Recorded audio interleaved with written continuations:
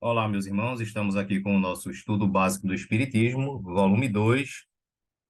Esse é o módulo 1, Fundamentos Básicos, roteiro 16, A Imortalidade da Alma, segunda parte. Na sequência, essa é a aula de número 104.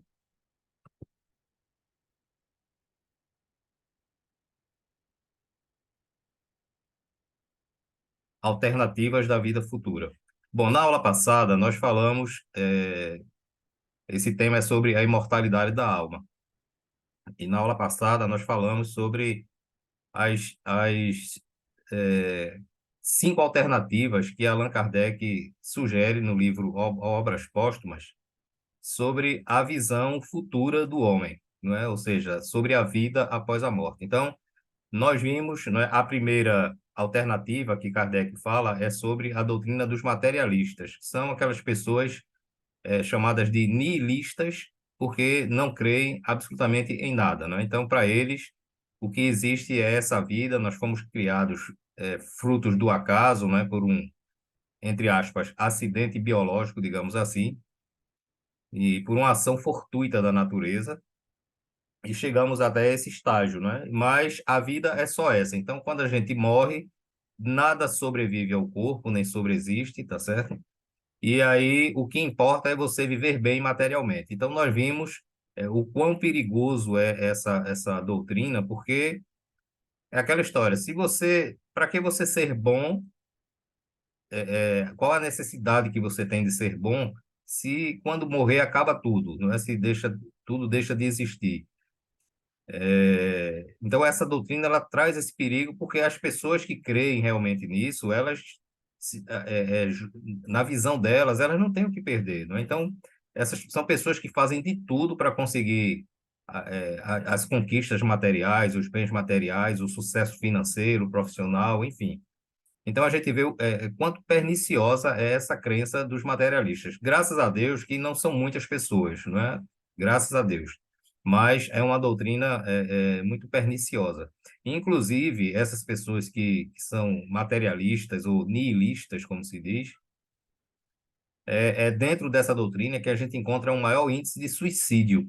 Por quê? Porque essas pessoas, como não conseguem atingir um sucesso material, de conquistas materiais, essas pessoas desistem, né? Porque na cabeça delas morreu, acabou, e se ela está cheia de dívidas, cheia de problemas, cheia de dificuldades, né? Então tirar a vida é um grande negócio para ela, né? Mas, infelizmente, para essas pessoas que pensam dessa forma, quando cometem o suicídio, que chega do outro lado, vê que a situação é muito pior do que já estava. Ou seja, se você tinha um problema, você agora vai ter outro pior ainda no mundo espiritual, porque a vida continua após a morte, não é? E essas pessoas só vão, infelizmente, só vão perceber isso quando chegar nesse ponto de tirar a própria vida, tá?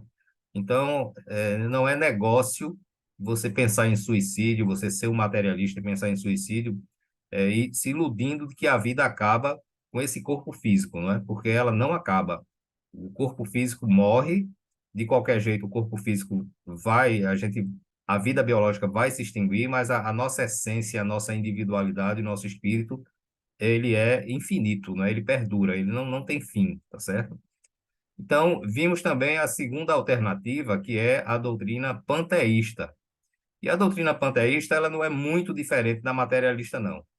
Com a diferença de que os panteístas acham que algo sobrevive após a morte do corpo, mas que nós somos como uma gota d'água no oceano, né? Então, nós somos essa gota d'água e quando cessa a vida, essa gota d'água retorna para o oceano, se mistura lá com o oceano. Se você pegar uma gota d'água e jogar no oceano, nunca mais você identifica ela, né? Então, ela perdeu a sua individualidade. E aí também não adianta de muita coisa, porque não adianta tanto conhecimento, né, o desejo de ser bom, esse sentimento, essa consciência que nos aponta que nós precisamos fazer o bem, que nos julga, não é? E nos acusa quando nós fazemos alguma coisa errada, dói na nossa consciência. Enfim, para que ter essas coisas? Para que Deus criaria uma coisa que não tem utilidade, não é? E a gente sabe que Deus é a inteligência suprema. Então, fica fora de contexto a gente achar que Deus criou alguma coisa inútil que não serve para nada. Então, a doutrina panteísta ela acha que a gente perde a individualidade após a morte, ou seja, deixa de existir do mesmo jeito que o materialismo, tá certo? Então, a única diferença do panteísmo para o materialismo é que a gente sobrevive, mas é mesmo que nada, porque a gente volta para o todo universal, para o fluido universal, não é? Se mistura com ele, é como se nós fôssemos partes de Deus. Veja, é outra inconsistência racional, não é, que existe aí, tá certo? Se nós somos imperfeitos, né, cheio de defeitos, cheio de maldade ainda, e se nós somos parte de Deus, significa que Deus é um todo formado por partes inferiores, não é? Então, isso aí também não condiz com a razão, com a lógica da nossa relação com Deus, tá certo? A terceira alternativa que nós vimos na aula passada foi a alternativa dos deístas, não é? Nós vimos que os deístas, eles até creem em Deus, mas que Deus nos cria e a partir daí Deus não interfere em mais nada, não quer saber de mais nada, é cada um por si. É como alguém que cria galinha, não é nem como cria galinha, porque quem cria galinha tem cuidado, né? Alimenta, enfim, faz uma série de coisas. Mas Deus não. Deus, no caso, seria pior do que quem cria galinha, não é? Solta pelo meio da rua. Então, não interfere com nada, não quer saber de nada, ele já fez a parte dele e o resto é com a gente, tá certo? Então, essa basicamente é a doutrina deísta, né? Que a gente viu que se divide nos independentes e nos providencialistas. Os independentes, eles acham, isso que eu falei, que Deus cria e não quer saber de nada. E os providencialistas, eles acham que Deus até interfere, né, em algumas coisas e que a gente, em algumas coisas não, que ele interfere em todas as coisas, que diga, e que a gente não tem alternativa, ou seja, a gente não tem opção, a gente não tem livre-arbítrio, não é? Então, segundo os deístas providencialistas, todas as coisas acontecem porque Deus quer que seja daquela forma e acabou-se a lei e a gente não adianta questionar nem absolutamente nada, né? E eles também não creem em cultos, né? Ou seja, não adianta fazer prece para Deus, não adianta conversar, pedir, não adianta nenhum tipo de dogma, nem de comunicação com a divindade, porque não vai resolver, porque as coisas já estão determinadas. E agora a gente está dando continuidade, né, com essa aula, que é a quarta alternativa, que é a doutrina dogmática. A doutrina dogmática, ela se refere ao nosso estado atual em termos de religiosidade, ou seja, ela diz respeito às doutrinas ortodoxas, como o catolicismo e a igreja evangélica, né, o protestantismo, que é uma dissidência do catolicismo, e quando eu falo isso, alguns evangélicos ficam até revoltados, mas essa é a verdade, não é? O protestantismo é uma dissidência do catolicismo. Isso é um fato histórico, quer as pessoas aceitem ou não. E a doutrina dogmática ela diz assim: a alma independe da matéria, é criada por ocasião do nascimento do ser. Então veja, a doutrina dogmática ela não é materialista, ela crê que algo sobrevive após a morte, não é? Foi o que eu falei na aula passada.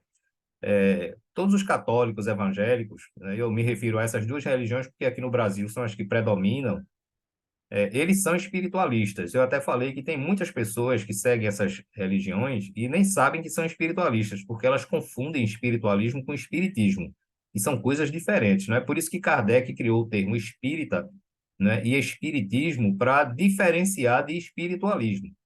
Então, tanto os católicos como os evangélicos, né, que, no exemplo que eu estou citando aqui, eles são espiritualistas, assim como o espírita é espiritualista. Por quê? Porque espiritualista é aquele que crê que algo sobrevive após a morte, ou seja, eles acreditam na existência do espírito, não é? Os católicos acham que você sobrevive à morte e dependendo do que você foi, agora você só é criado uma vez. E a alma é criada, tanto os católicos como os evangélicos, a alma é criada no momento da criação, tá certo? Ela não teve outra existência. E os católicos acham que se você for bom, você vai para o céu. Se você for ruim, você vai para o inferno. Se você for meio termo, você vai para o purgatório. E se você não for nem bom nem ruim, por exemplo, os selvagens que não têm conhecimento como a gente tem, que são ignorantes, ou as crianças que não têm conhecimento ainda, essas crianças, essas pessoas vão para o limbo. Então veja que a Igreja Católica ela definiu uma parte do universo para cada situação, não é? Para quem é ruim, o inferno. Para quem é mais ou menos o purgatório. Para quem não é bom nem ruim, vai para o limbo. E para quem é bom, vai para o céu. Aí, continuando. A alma sobrevive e conserva a individualidade após a morte. Desde esse momento, tem irrevogavelmente determinada a sua sorte. Nulos são os progressos ulteriores. Ela será por toda a eternidade, intelectual e moralmente, o que era durante a vida. os maus são condenados a castigos perpétuos e irremissíveis no inferno. Então, veja, acredite, nós estamos em 2023 e tem pessoas que, e lógico, que a gente respeita e é como eu falo sempre, não é? Isso aqui não é nenhum tipo de crítica à religião. Ah, porque eu sou espírita, vou criticar o catolicismo, a igreja evangélica, de jeito nenhum. Eu já falei aqui nas aulas passadas que toda religião que faz com que o homem se modifique para o bem, ela é válida, ela é importante. Não importa se os seus dogmas, se as suas doutrinas são equivocadas, se elas não condizem com a ciência, nem com a racionalidade, isso não importa. Se ela transforma o homem para melhor, ela é válida, ela é importante, não é? E eu já falei também aqui que a religião é uma coisa de fórum íntimo, não é? Você entende a religião de acordo com a sua personalidade, com a sua individualidade, da forma como você vê a sua relação com o universo e com Deus. Então, a religião é todo esse contexto, embora algumas pessoas ou muitas pessoas não saibam disso. Então, isso aqui não é nenhuma crítica à religião católica nem à igreja evangélica. Isso aqui é um estudo, tá? É bom que fique bem claro para aquelas pessoas que estão acompanhando e vendo esse vídeo pela primeira vez. Isso aqui é um estudo, e no estudo a gente tem que citar os fatos, não é? Então, basicamente, o que diz a doutrina dogmática, tanto católica como evangélica, é isso, que a alma é independente da matéria, mas que é criada por ocasião do nascimento. Então, na hora que a gente nasce, Deus cria a alma junto e a alma passa a existir a partir dali. Se durante a sua existência você praticou a bondade, o amor ao próximo, o amor a Deus, você tem um lugar guardado no céu, não é? Ou você vai dormir e esperar, segundo os evangélicos, quando Jesus voltar, não é, à Terra, porque segundo eles Jesus vai voltar de novo e vai separar os bodes das ovelhas. É o que a religião protestante prega, não é? Mas a partir daí a sorte está determinada, ou seja, vamos raciocinar. Eu vou dizer só um aspecto aqui para não prolongar muito a aula, o vídeo. Veja a inconsistência dessa doutrina, tá certo? Se Deus cria a alma no momento do nascimento, então Deus determina o nosso destino, né? Nós não temos livre-arbítrio. Por mais que a gente queira entender o livre-arbítrio, a gente não tem. Porque vamos lá. Se Deus cria a alma no momento do nascimento do corpo, então, por que é que faz Deus decidir que um vai nascer pobre, miserável, e o outro vai nascer milionário? Qual é o critério que Deus está utilizando para definir assim, não, todos são meus filhos, mas esse aqui eu quero que ele nasça miserável, e esse aqui eu quero que ele nasça na fortuna, abastado. Ou, outro exemplo, por que é que Deus decide que um espírito tem que ser criado doente, enfermo, e o outro sadio? Por que é que um nasce deficiente físico, não é, seja de qualquer natureza, e outro nasce perfeito fisicamente falando? Por que é que um já nasce enfermo, né, com uma doença congênita e outro não? Então, por que é que um nasce de pele branca, de pele preta ou de pele amarela? Por que é que um nasce baixo, outro nasce alto? Por que é que um nasce gordo, outro nasce magro? Qual é o critério que Deus se utiliza? Porque se a gente for seguir o que rege essa doutrina dogmática, a gente só pode chegar a uma conclusão, que Deus não é parcial. Aliás, imparcial. Não é que Deus é parcial. É a única conclusão que a gente pode chegar. Que Deus dá privilégios a uns e aos outros não. Aí, se você for perguntar a essas pessoas, elas vão dizer, ah, mas isso é a vontade de Deus. Sim, é a vontade de Deus. Ninguém está dizendo que não é. Mas qual é o critério? A gente só quer entender qual é o critério que Deus utiliza. Porque, veja, eu lembro de uma frase, uma passagem do Evangelho de Jesus, que Jesus pergunta aos discípulos, qual de vós que vosso filho pede um pão ou um peixe e dás a ele uma pedra ou uma serpente? E os discípulos responderam, mestre, nenhum de nós fazemos isso com nossos filhos, porque nós amamos os nossos filhos. Não é? Quem é que vai, o filho da gente vai pedir um pão ou um peixe para saciar a fome, a gente vai dar uma pedra ou uma serpente, não é? E, logicamente, que isso é uma parábola, porque Jesus falava por parábolas. E aí, quando os discípulos responderam, Jesus disse assim, olha, se vós que sois imperfeitos não fazeis isso com vossos filhos, por que Deus que é perfeito faria? Então veja, como eu digo sempre, religião é uma coisa de raciocínio. Você tem que analisar e, olha, isso condiz com Deus de forma nenhuma. Deus não pode ser pior do que a gente que é inferior a ele. Nós somos criaturas de Deus. Então, se a gente não age assim com nossos filhos, por que que Deus ia fazer isso conosco? Não é na hora de escolher, não. O filho A vai ter sucesso e progresso e o filho B vai ter só miséria, só insucesso, só infelicidade. Então, veja, nós não somos responsáveis por aquilo que somos. Não é? A gente não pode ser punido se nós já fomos criados numa situação adversa. A gente não pode punir uma pessoa que se tornou um delinquente porque ela foi criada num ambiente onde a delinquência supera, tá certo? É bem verdade que tem muitas pessoas que são criadas nesses meios de delinquência e são pessoas decentes. E é verdade também que tem pessoas que são criadas no meio da riqueza, do luxo, não é? Da boa educação e são delinquentes. Mas se a gente for analisar os dois casos, são minorias. Acontece, mas são minorias. Mas em sociologia a gente sabe que o ambiente ele influencia no homem. Então a probabilidade de você se tornar um delinquente porque você nasceu no meio da delinquência, convivendo com a delinquência, é muito maior do que a probabilidade de você ter nascido no meio de pessoas socialmente equilibradas, socialmente decentes e de caráter. Então, eu particularmente, não é? Eu acredito que vocês também, eu não consigo entender um Deus dessa forma. Foi por isso que eu não me tornei nem católico nem evangélico, me tornei espírita. E repito sempre, se amanhã aparecer uma doutrina que me explica minha relação com Deus e as leis do universo melhor do que o espiritismo, eu deixo o espiritismo e vou seguir aquela religião. Eu não assinei nenhum contrato, não é? Nem com Deus, nem com ninguém, para dizer assim, olha, eu sou espírita, eu sou católico.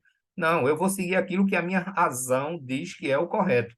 E hoje, a minha razão diz que o que é correto é o que o Espiritismo me explica, não é? Porque as outras doutrinas que eu já estudei, já frequentei, já pratiquei, inclusive, não me satisfazem, não respondem a essas questões essenciais, tá certo? Continuando. Completamente inútil lhes resulta todo o arrependimento. Parece assim que Deus se nega a conceder a possibilidade de repararem o mal que fizeram. Os bons são recompensados com a visão de Deus e a contemplação perene no céu. Os casos que possam merecer o céu ou o inferno por toda a eternidade são deixados à decisão e a juízo de homens falíveis. Ainda tem isso, não é? Quem decide se a gente vai para o céu ou para o inferno são os padres, os sacerdotes, não é, que vão decidir, porque você comete uma série de crimes, de pecados, não é? Você tira a vida do próximo, você inferniza a vida do próximo. E aí você vai lá, se confessa, o padre passa uma penitência para você, você cumpre aquilo e está perdoado. E agora o padre vai dizer assim, ó, você pode ir para o céu. Veja, isso é uma coisa que completamente que foge à lógica, que foge ao bom senso, não é? É, é, Então, uma pessoa que sabe de tudo isso e ainda continua seguindo a doutrina dessa, é porque essa pessoa gosta de ser enganada. Me perdoem a sinceridade, né? Então, repito, isso não é nenhuma crítica, nenhum ataque a nenhum tipo de religião. Isso aqui é fato, é estudo, tá?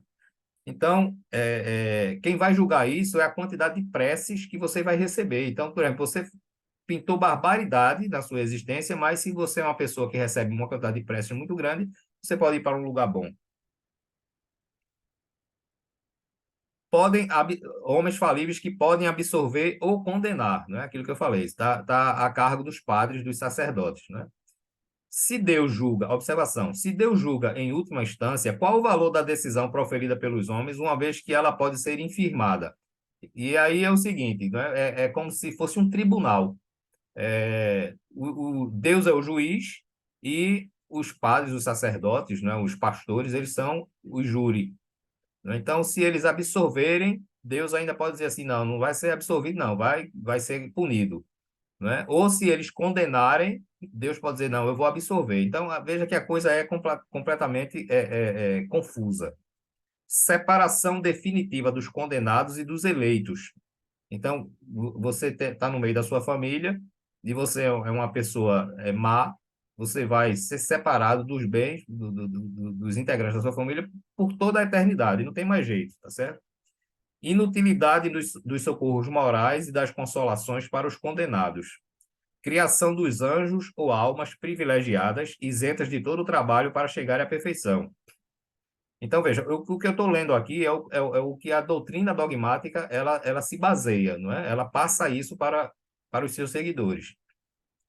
Então, veja lá, se você for condenado, está condenado por todo o infinito. Se você for absolvido, você vai ser absolvido por todo o infinito. Então, digamos que eu seja uma pessoa ruim e meu irmão seja uma pessoa boa. Meu irmão vai lá para o céu, vai viver lá no paraíso, com os anjos tocando harpa, aquelas coisas todas, né? na ociosidade, porque até onde eu estudei e aprendi, não se faz nada lá. Se você é bom, você só vive lá, só apenas vive lá, certo?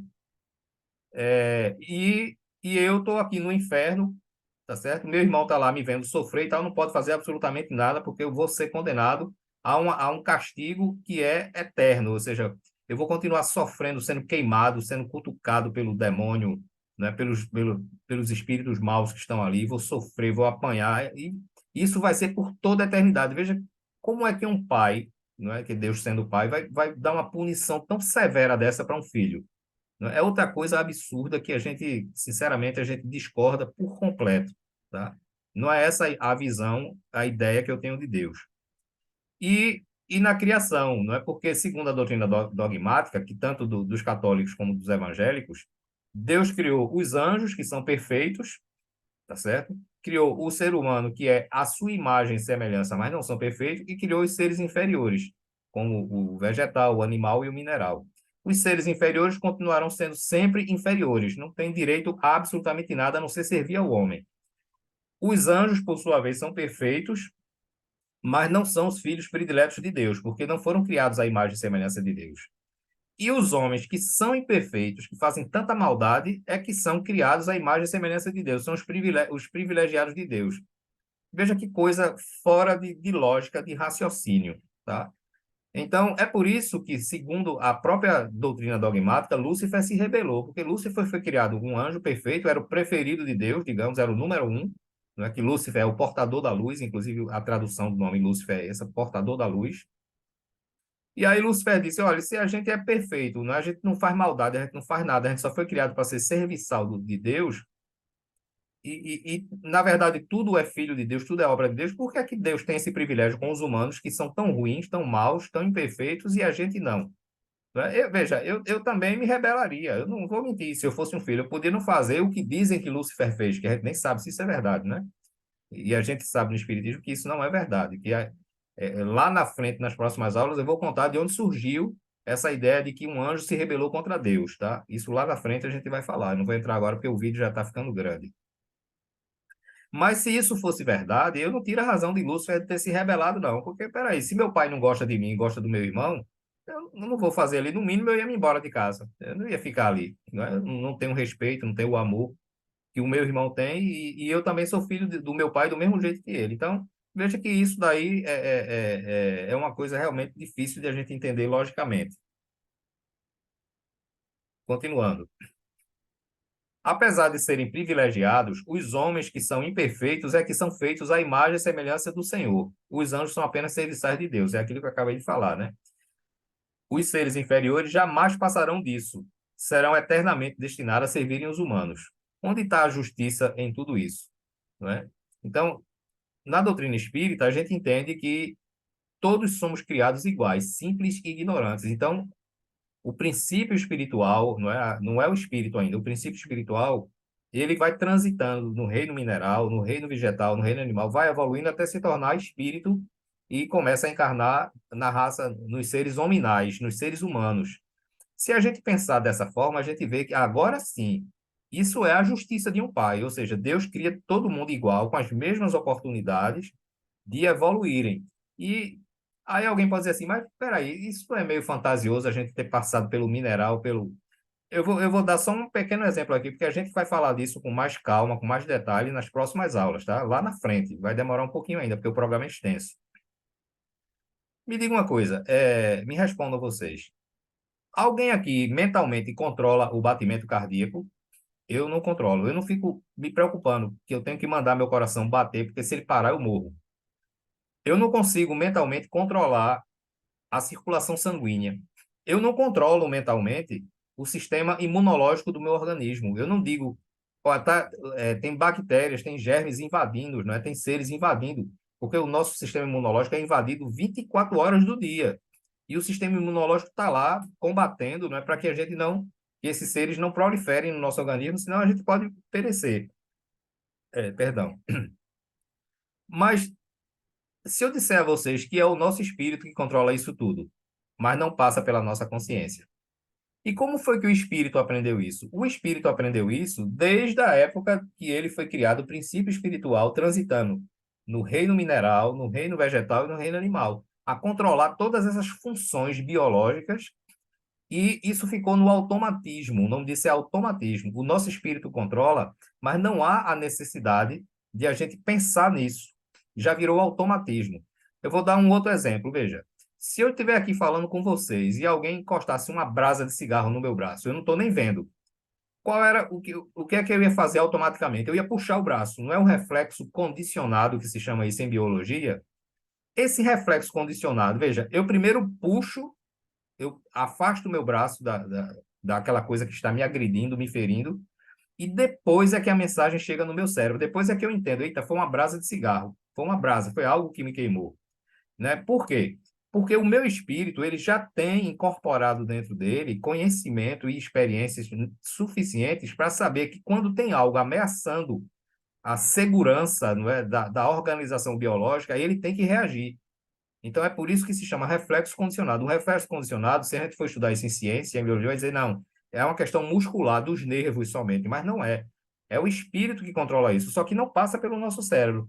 Aí depois é que vem a informação dizendo, eita, foi uma brasa que me queimou, não é? Mas o primeiro instante, a primeira reação é a gente retirar o braço sem passar pela nossa consciência.